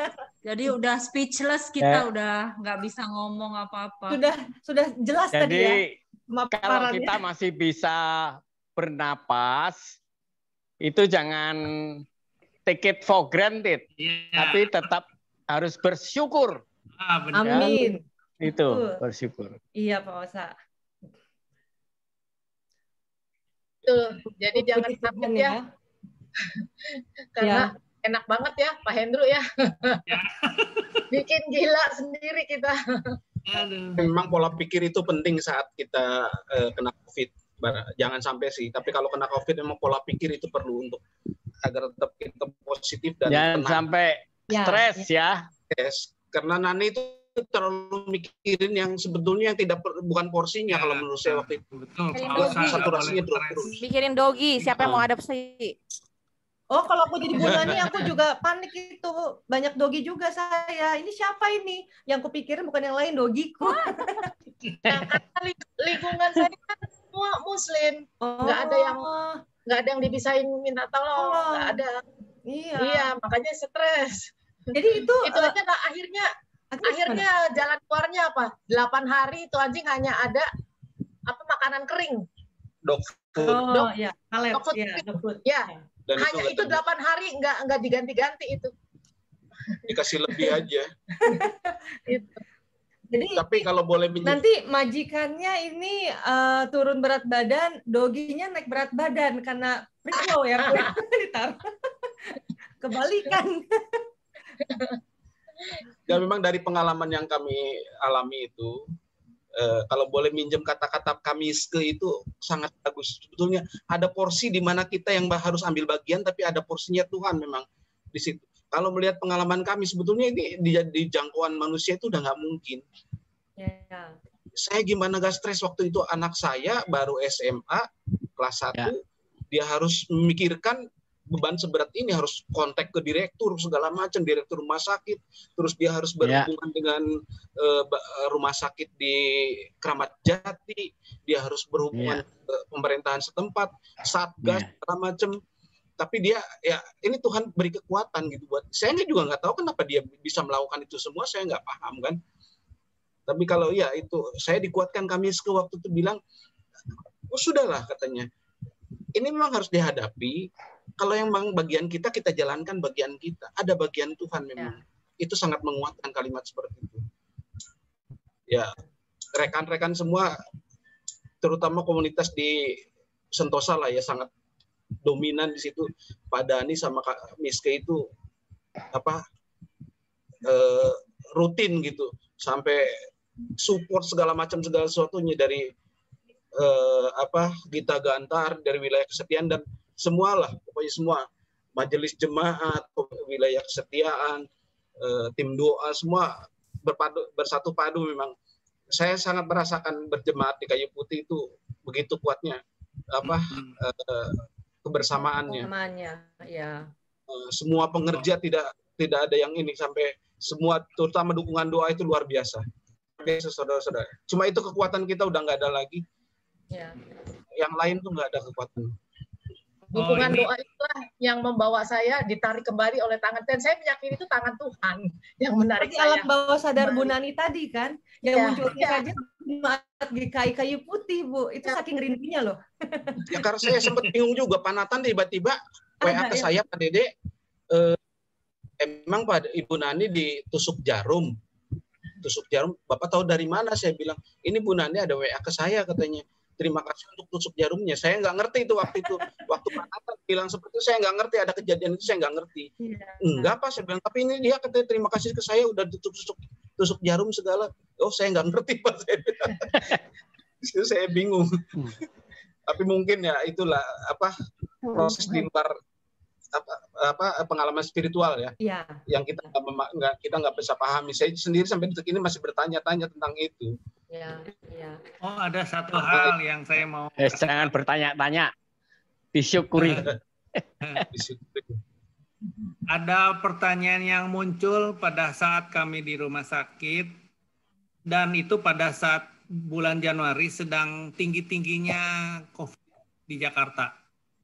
Jadi rumah sakit pada umumnya penuh, cari kamar itu susah untuk COVID. Nah, kemudian ada isu tentang biaya.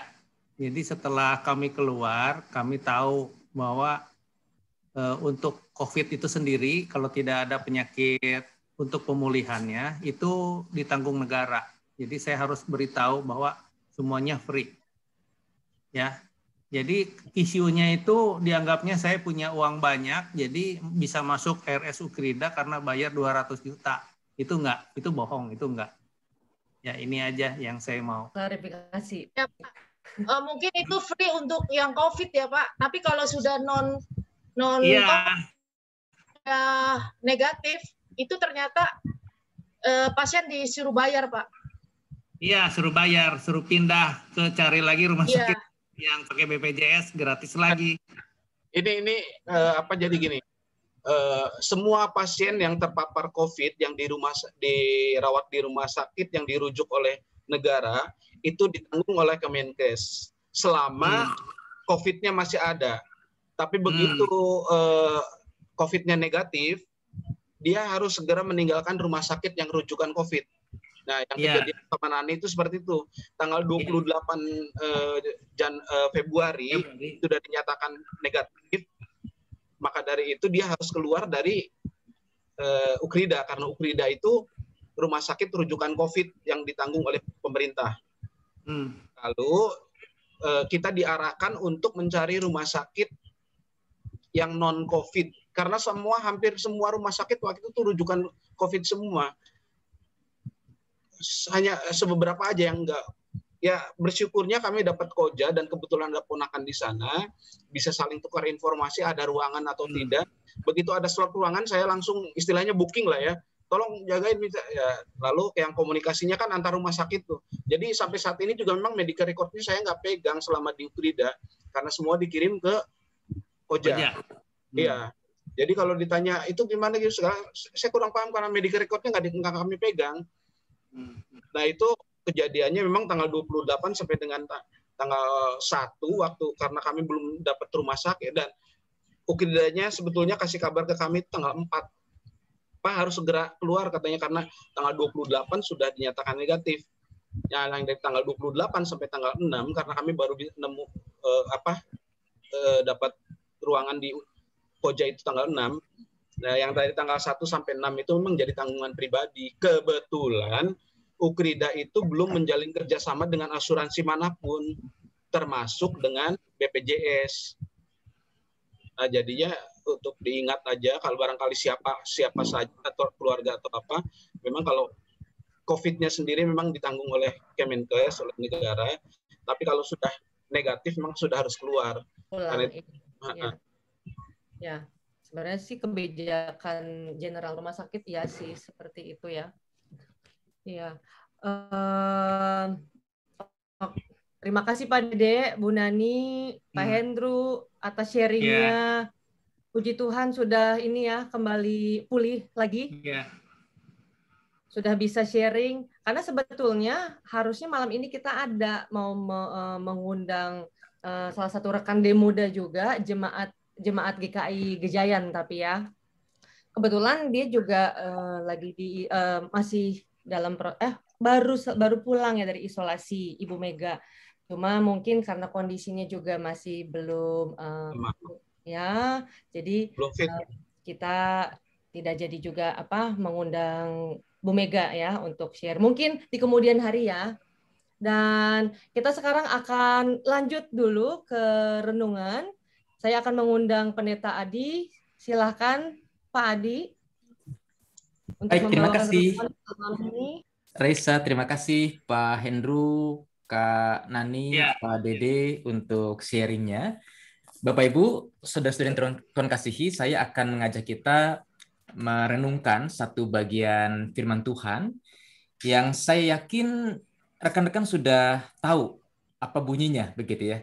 Apalagi di sini ada guru SBI, ada guru sekolah minggu yang hadir, rasanya hafalan ini jagonya nih. Yaitu dari surat 1 Tesalonika pasal yang kelima ayat yang ke-18. Apa yang dikatakan di sana? Firman Tuhan berkata, mengucap syukurlah dalam segala hal, sebab itulah yang dikehendaki Allah di dalam Kristus Yesus bagi kamu. Tentu ini bukan hal yang baru dengar ya, ini hal yang saya yakin sudah kita kenali. Mengucap syukurlah dalam segala hal. Nah rekan-rekan, kalau kita membayangkan kondisi Pak Dede, Bu Nani, dan juga Pak Hendru, dan kita membayangkan kita menghadapi satu situasi yang mengejutkan, terpapar virus corona, begitu ya. Apakah ayat ini betul-betul bisa kita hayati saat kita sedang terpapar, sedang jatuh sakit? Mengucap syukurlah dalam segala hal dikatakan. Artinya mengucap syukur itu bukan semata-mata di saat kita senang, di saat anak kita lulus, di saat kita naik jabatan, di saat kondisi baik-baik saja. Tapi dalam segala hal, termasuk dalam kondisi sedang jatuh sakit, kita pun juga dipanggil, diundang untuk mengucap syukur di sana. Nah tentu pertanyaannya bagi kita adalah, emangnya bisa ya? Apa yang disyukuri kalau kita jatuh sakit?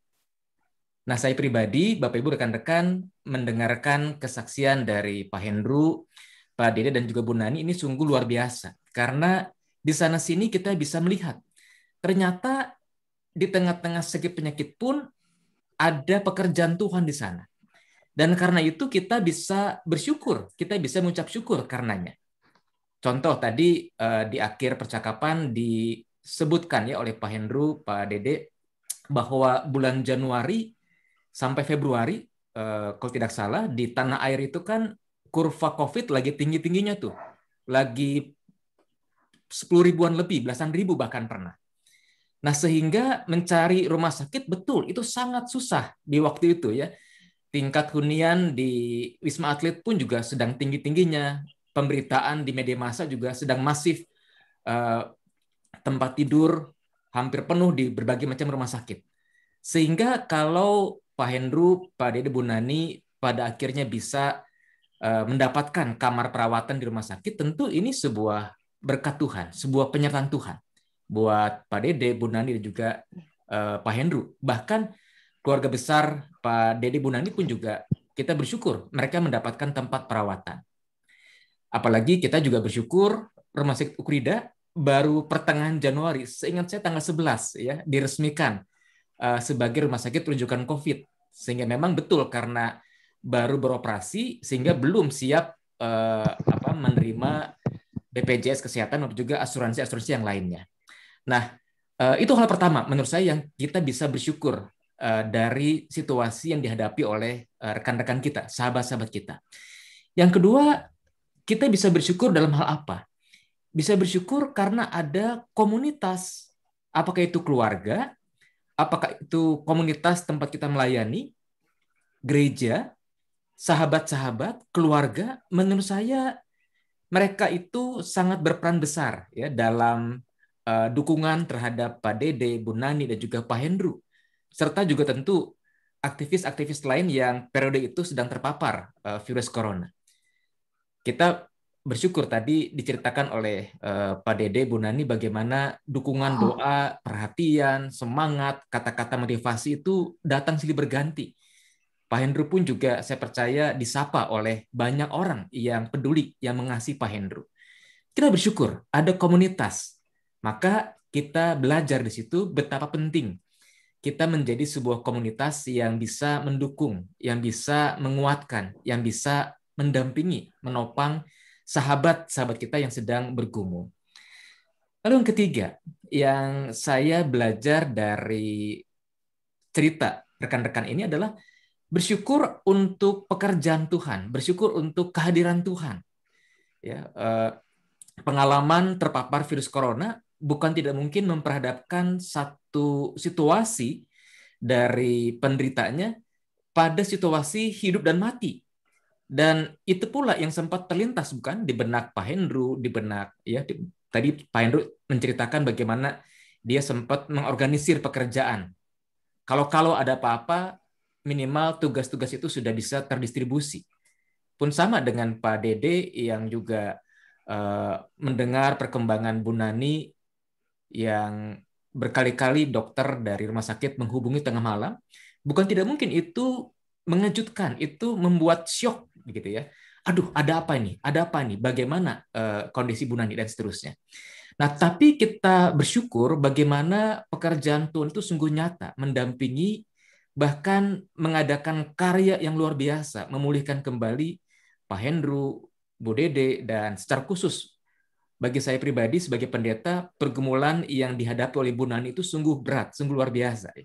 Dengan memikirkan kakaknya, memikirkan anaknya, memikirkan kondisi rumah, udah terpapar virus corona dengan CT yang rendah, tentu itu membuat kondisi tubuhnya menjadi semakin drop oleh karena pikiran juga begitu ya. Dan bagaimana Tuhan menjamah, bagaimana Tuhan memungkinkan Bu Nani untuk memiliki pengalaman spiritual, tentu itu satu hal yang luar biasa, yang boleh membangun iman baik Pak Dede, Bu Nani, Pak Hendru pun juga tadi menyaksikan bagaimana pengalaman menderita COVID ini membuat ia sadar betapa hidup ini berharga.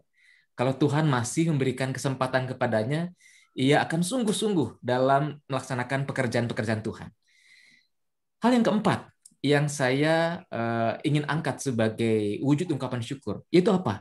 Bersyukur ketiga sahabat ini bisa sembuh, walaupun masih ada ya efek-efek samping sedikit ya, apakah sesak nafas dan sebagainya. Tapi kita bersyukur bisa sembuh dari penyakit ini.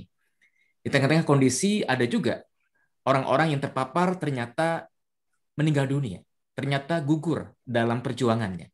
Dan kita bersyukur ketiga sahabat kita ini bisa sembuh kembali. Dan hal yang lain yang juga perlu dicermati adalah kita bersyukur loh punya pemerintah Indonesia yang sangat bermurah hati kepada rakyatnya, yang sungguh bertanggung jawab terhadap rakyatnya. Bagaimana biaya perawatan COVID selama di rumah sakit itu betul-betul ditanggung oleh pemerintah. Bukankah untuk itu kita perlu bersyukur? Kita pun juga perlu bersyukur ketika sekarang program vaksinasi sedang berjalan dan pemerintah menggratiskan biaya vaksinasi umum, ya, bukan yang gotong royong nih. Yang gotong royong kan kolaborasi dengan perusahaan dan itu berbayar dari perusahaan bagi karyawannya. Nah, kita menyadari bahwa apa yang dikerjakan pemerintah ini sungguh totalitas buat mengatasi dampak pandemi bagi tanah air, bagi masyarakatnya. Nah, karena itu, rekan-rekan, ketika kita diingatkan kembali oleh firman Tuhan, betapa penting bagi setiap kita untuk mengucap syukur dalam segala hal, maka mengucap syukur itu pada kenyataannya membawa tanggung jawab. bagaimana kita menjalani kehidupan seterusnya, bagaimana kita sebagai bagian dari bangsa ini, sebagai contoh, ketika telah menerima kemurahan hati dari pemerintah kita, menggratiskan biaya vaksinasi, menggratiskan biaya pengobatan COVID-19, sebagai masyarakat yang bertanggung jawab, kita perlu bersyukur. Bersyukur dengan bertanggung jawab. Artinya protokol kesehatan betul-betul perlu kita upayakan dengan disiplin. Kita prihatin ketika di masa libur panjang minggu lalu, begitu ya, sebagian masyarakat nekat untuk bermobilitas, nekat untuk pergi keluar kota. Dan ini wujud rasa syukur yang keliru menurut saya. Masyarakat Indonesia seharusnya melihat kebaikan hati pemerintah perlu dibarengi dengan tanggung jawab dari setiap kita. Maka sebagai orang-orang Kristen, sebagai warga gereja, dan juga sekaligus warga negara yang baik, maka respon ungkapan syukur atas segala kebaikan Tuhan, atas segala kebaikan sesama kita, atas kebaikan pemerintah kita adalah dengan mengupayakan hidup yang bertanggung jawab. Protokol kesehatan betul-betul perlu kita lakukan dengan disiplin. Maka apa yang menjadi kebaikan Tuhan disambut dengan hidup yang juga bertanggung jawab. Nah, kiranya kita boleh terus bersyukur atas segala kebaikan Tuhan. Dan sekali lagi terima kasih untuk Pak Hendru, Pak Dede, Bu Nani yang luar biasa membagikan pengalaman imannya, membagikan juga pengalamannya menjadi penyintas COVID-19. Dan tentu ini menjadi pembelajaran berharga buat kita. Agar kita tidak bermain-main dengan kondisi pandemi yang masih berkepanjangan.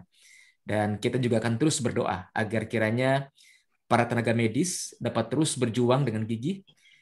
Sejumlah vaskes yang juga menangani COVID maupun juga vaskes lain yang ikut mendukung dalam berbagai hal terkait dengan pandemi ini, kita dukung juga. Agar mereka terus bergiat, terus bekerja dengan penuh semangat. Dan kita juga tentu doakan pemerintah kita, masyarakat kita agar juga bersinergi untuk bahu-membahu mengerjakan apa yang menjadi bagian mereka masing-masing sehingga pandemi ini dapat kita selesaikan dengan tangguh dalam anugerah dan juga kuasa Tuhan. Amin. Kiranya Tuhan memberkati kita. Saya serahkan kembali kepada Raisa. Terima kasih Pak Adi atas renungan indahnya. Dan ya hari ini kita ini ya mendapatkan banyak sekali cerita pengalaman iman yang juga sudah dibagikan oleh Pak Dede, Bu Nani, Pak Hendru sebagai penyintas COVID, salah satu dari penyintas COVID di masa pandemi yang sedang menjalar ini ya. Jadi sekarang ini juga kita ada satu lagi kesaksian persembahan dari keluarga Demuda dan ini akan kita tayangkan. Jadi mari kita saksikan bersama.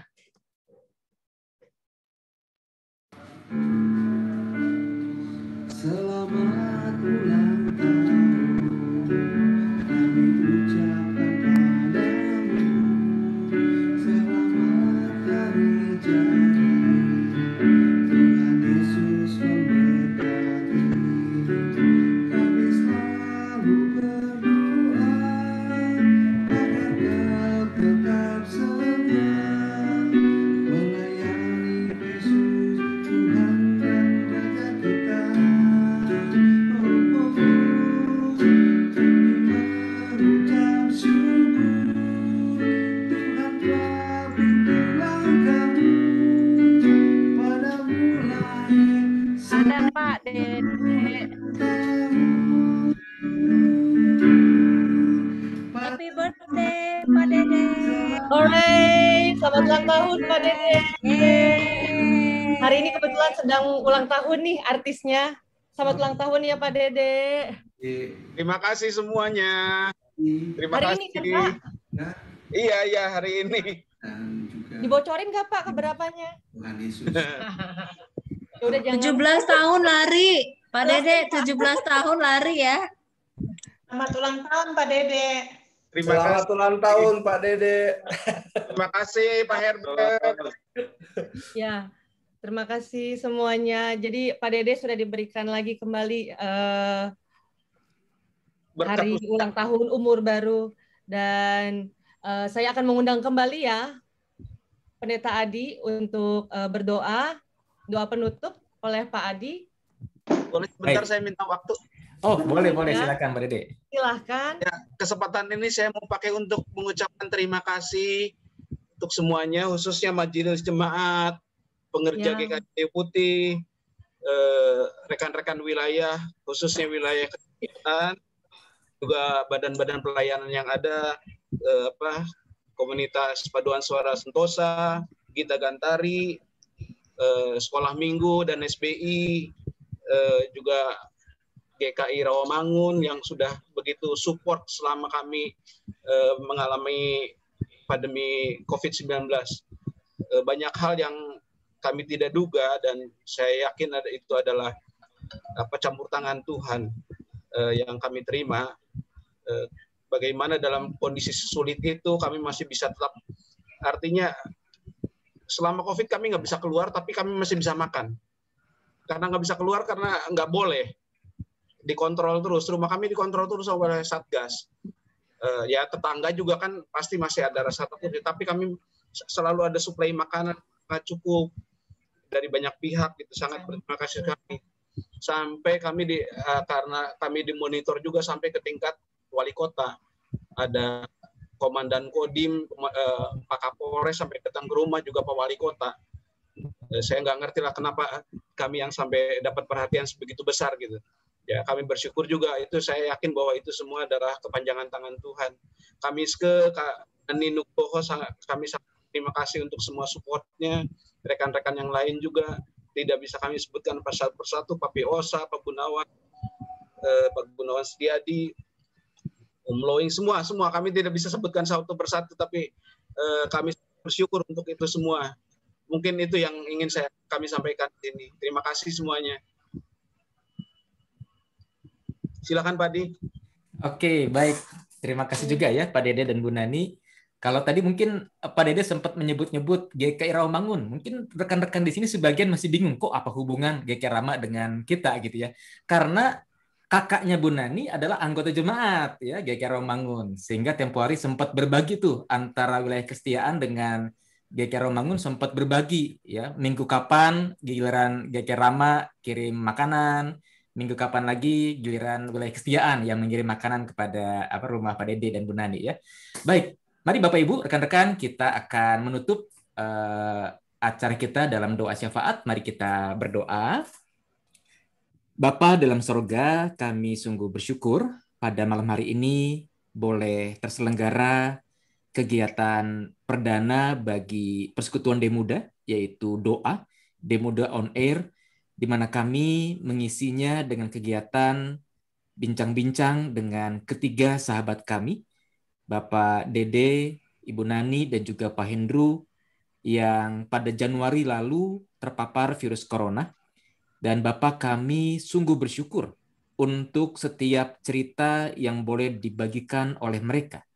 Karena setiap cerita itu sungguh punya pesan yang kuat bagi kami, bagaimana kami dipanggil untuk sungguh-sungguh menghargai kehidupan yang sudah Tuhan beri. Bagaimana kami juga perlu menghargai setiap hembusan nafas yang masih bisa kami rasakan setiap harinya. Bagaimana kami bersyukur untuk komunitas, untuk segenap keluarga, sahabat kami yang peduli kepada kami, dan terlebih bersyukur untuk Tuhan yang tetap berkuasa, yang tetap menyatakan pekerjaan-pekerjaannya dalam kehidupan kami. Maka mari Bapa, dengan terselenggaranya kegiatan doa pada malam hari ini, setiap kami yang mendengarkannya sungguh boleh dibangun iman percaya kami. Dan mampukanlah kami juga Bapa, agar kami sebagai bagian dari bangsa Indonesia untuk juga mau peduli dengan keadaan bangsa dan negara kami, yakni dengan tetap mengupayakan protokol kesehatan 5M secara disiplin, sehingga dapat berkontribusi untuk pencegahan penyebarluasan virus corona. Bapa, kami juga mau bersyukur pada malam hari ini kami boleh merayakan pertambahan setahun lagi usia bagi Pak Dede. Kami sungguh bersyukur untuk setiap pekerjaan Tuhan yang Kau telah nyatakan dalam kehidupan Pak Dede dan keluarga. Maka biarlah Bapa, ketika ia mensyukuri ulang tahunnya pada hari ini, ia semakin menyadari dan semakin menghayati betapa luar biasa cinta kasih Tuhan dalam kehidupan Pak Dede pribadi, dalam kehidupan Bu Nani, Denis, anak terkasih mereka, dan juga segenap keluarga yang ada, dan betapa luar biasa karya Tuhan dalam kehidupan mereka. Maka biarlah Bapa dengan pengalaman disertai oleh Tuhan yang luar biasa itu, Pak Dede, Bu Nani, Denis, dan juga segenap keluarga lainnya boleh terus bersemangat dalam menjalani kehidupan, boleh terus bersukacita dalam menyaksikan betapa luar biasa cinta kasih Tuhan dalam kehidupan mereka, sehingga nama Tuhanlah yang dipermuliakan.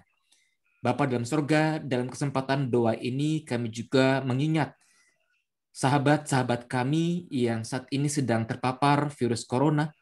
Kami mengingat sahabat Demuda kami dari GK Kejayan, Saudari Mega, yang tadi sempat masuk ke dalam Zoom meeting namun meninggalkan Zoom meeting oleh karena satu situasi khusus. Maka biarlah Tuhan memberkati masa-masa pemulihannya, agar dalam anugerah Tuhan Engkau menjamah, Engkau memulihkan.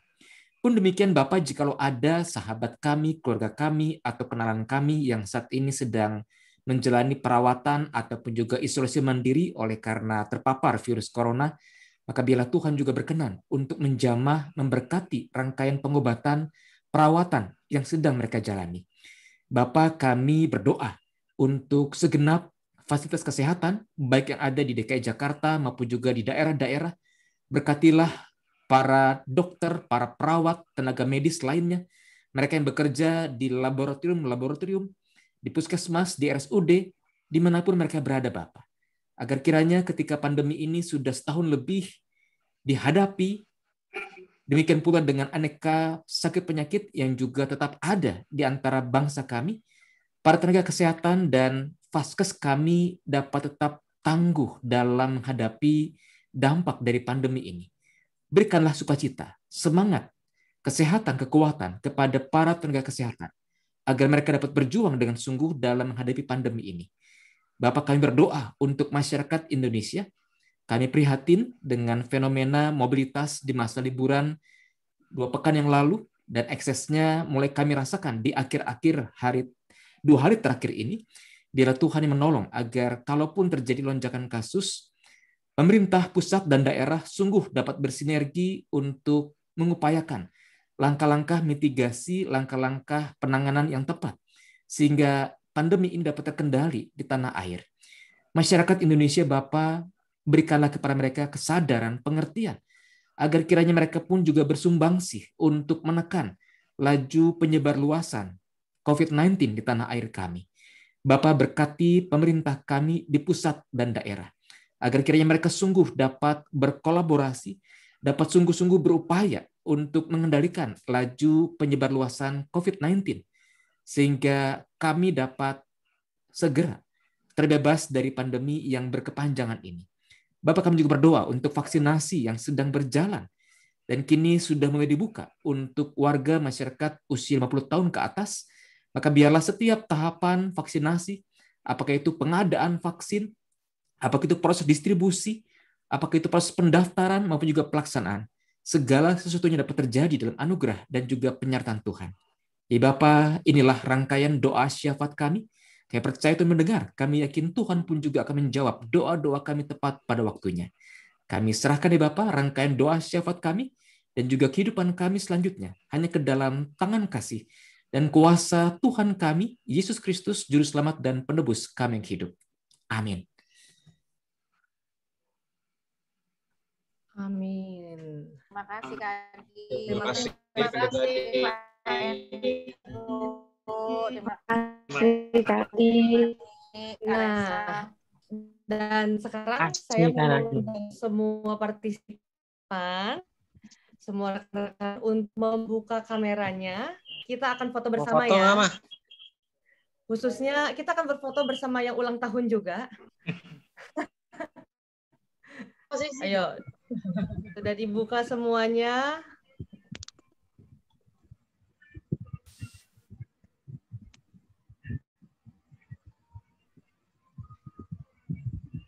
Oke.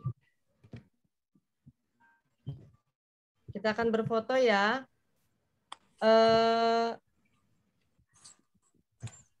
Gun?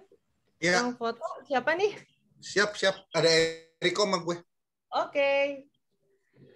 Kasih aba-aba ya, biar pada senyum. Ya. 1, 2, 3. Sekali lagi, sebentar.